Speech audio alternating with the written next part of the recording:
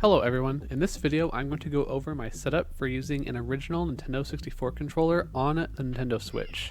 While this works for all games by making the Switch think the N64 controller is a Switch Pro controller, the focus of this video is going to be on making the N64 controller work for the Nintendo 64 games and the Nintendo Switch online service.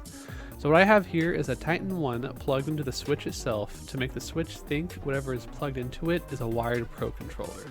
Since it has a USB input into the Titan 1, I also have a Mayflash N64 to USB adapter to allow me to plug the N64 controller into the Switch. I'll go over a couple of the pros and cons with this setup to get it out of the way. So the good thing is that the N64 controller makes it feel like you're playing on an actual Nintendo 64. That is the point of the setup, to give you a feel as close to the original game as possible. Unfortunately, it is currently $60 on Amazon right now to get the Titan 1, so it's not exactly the cheapest investment.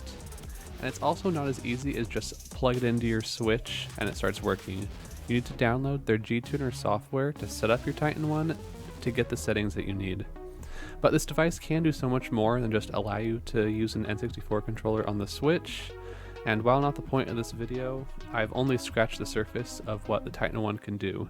It does have its own scripting language that allows you to program it to support just about any controller you have, both through USB and Bluetooth, to work on any console. So an important thing to note is that when you plug the Titan 1 into the Switch with a Nintendo 64 controller connected, it should show a 0 on it. There are 10 save slots in your Titan 1, so you can have different settings on it for different types of controllers, or maybe you want different button maps for certain games. But the default controls are all messed up, with the C buttons being inverted, Z and L not being correct, and more, so I wrote a script to make the button mappings exactly like they would be on Nintendo 64. So you just press this little button on the Titan 1 to go to the first save slot, and that's where I put the script with my button mappings. And if you're interested in seeing how I configure this, I'll go over that in more detail, so you can just skip to that part of the video if you want. But one other disclaimer I should add is that I cannot get the Titan 1 to work with a RAFnet USB adapter. I have this one here that takes either an N64 or GameCube controller and converts it to USB, which works great for playing on my PC with the Nintendo 64 controller, but I tried it for a while and I could not get it to work with the Titan 1. It wouldn't detect any inputs coming from my controller, so here I'm using the Mayflash USB adapter instead that does work with it. So gameplay wise, this setup does feel very similar to playing on Nintendo 64. Here's some footage of me playing with my N64 controller during a Banjo-Kazooie 100% speedrun on my Twitch channel last night. And other than a tiny bit of input delay you have with every single controller on the N64 games on the Switch, I can barely notice that I'm not playing on my Nintendo 64. But there were a couple spots where the controller may not have had the full range of precise angles that was more noticeable. For example, on these beak bombs in Freeze Easy Peak, I was trying to make minor adjustments on where I was aiming, but the smallest adjustments I could make were fairly large ones in either direction. And of course, the natural input delay on the Switch N64 games doesn't help, but overall, using an original N64 controller is still a huge improvement over the other controller options on the Switch that just don't feel natural for me in Nintendo 64 games.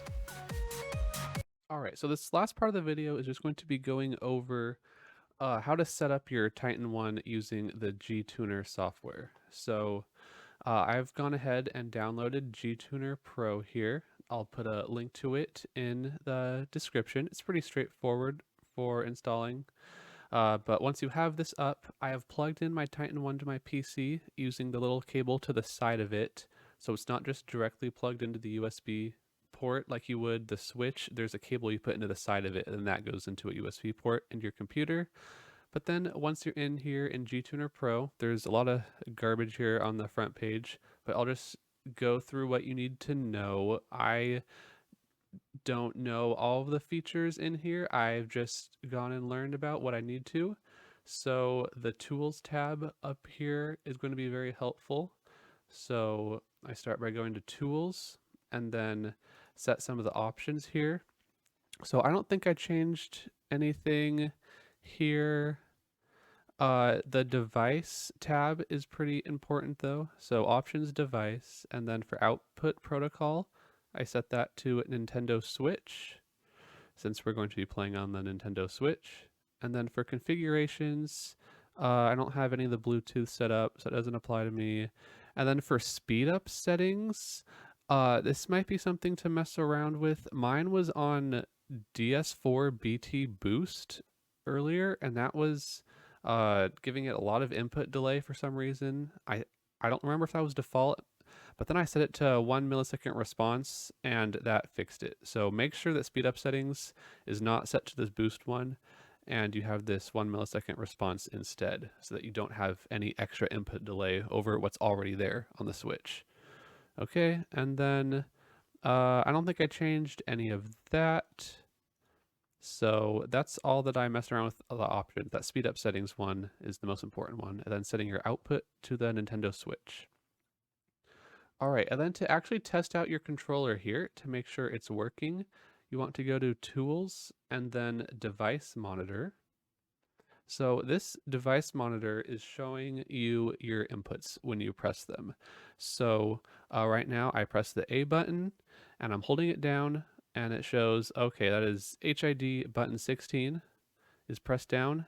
And then over here, the output, it's showing that is corresponding to the PS5 cross.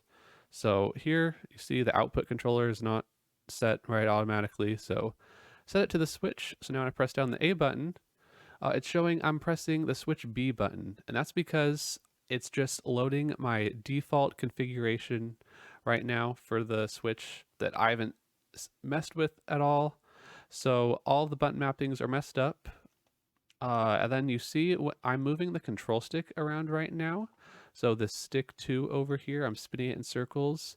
And then when I'm holding it in directions, you see the Switch LX, it's only detecting about 58% of the range of motion. So when I go up, that's minus 63%. When I go down, plus 63%. And you want these to be 100. So the script I'm going to show you is going to fix this issue where it's not capturing the full range of the controller stick using this combination of the Mayflash USB adapter and the Titan one. So I'm going to close this for now. And then these tabs on the bottom here, I'm going to go over to the GPC compiler one. And this is where I have the script set up for the button remapping. So if you want to follow along, you can either click new script here and then copy and paste this code into the new script and it will work fine. Or you can go ahead, download this exact script that I've provided in the description and then open it up like so. But once you have this up, you really don't need to change anything if you're just trying to copy exactly what I'm doing. If you want to mess around with the remappings here, you see there's just a remap command you can do, and then you put whatever button. So this button 15 is going to be the B button on the N64 controller, and I'm just saying I want that to be the B button on the Switch. So I've done a lot of these remappings. I've unmapped some buttons that don't fit on the N64 controller. Those left side, like switch down, up, left, right, that doesn't need to be mapped to play N64 games. And then down here in this main section is the important part of fixing the sensitivity of the control stick. This is essentially doubling the range of motion it has. So it will actually go up to 100% when we're holding it all the way. And then one final thing to fix the C buttons because they're so messed up by default. They're rotated and inverted, so you need multiple lines to fix the C buttons. But once you have this script done, you go ahead and click compile to make sure it's working.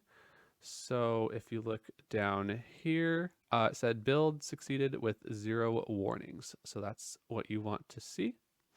And then you can click, so after you compile it, so I compiled it first to get that, saw 0 warnings, and then I'm going to click build and run up here, the little play button. And now it pulls up the device monitor again, except it's running this script at the same time. So output is set to switch. So now when I press the A button, you see, oh, it is detecting that as switch A.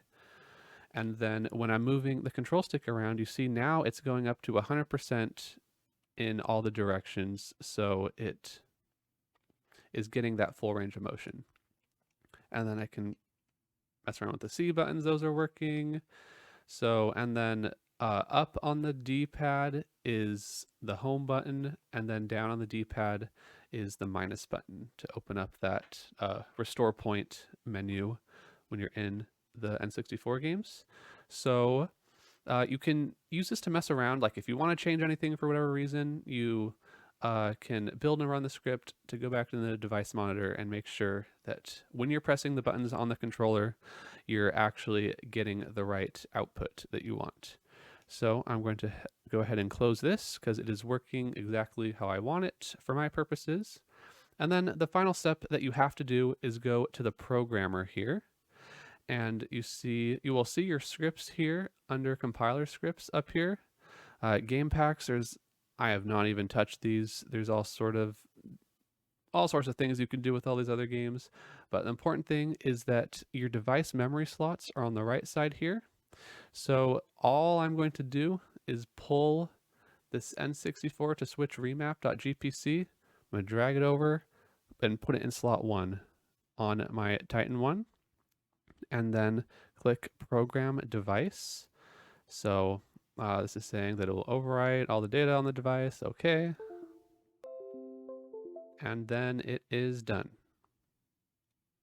So now when I go and take the Titan 1, plug it into the switch, you press that little button on it once to go to slot 1, and it will now have the correct mappings. And I can go back into the device monitor one more time, click the slot button here to make it use whatever is in slot 1 there.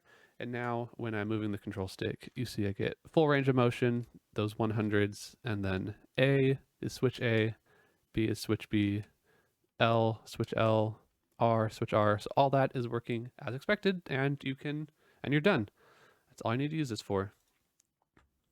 So hopefully this video was helpful. I think I covered everything I wanted to. If you have any questions, feel free to leave them in the YouTube comments, and I will update the description with any other finds that I come up with in the near future. So I will be doing some speedruns of Banjo-Kazooie 100%, testing the setup out on my Twitch channel, twitch.tv/Connor75, and I hope to see you around. Thanks for watching.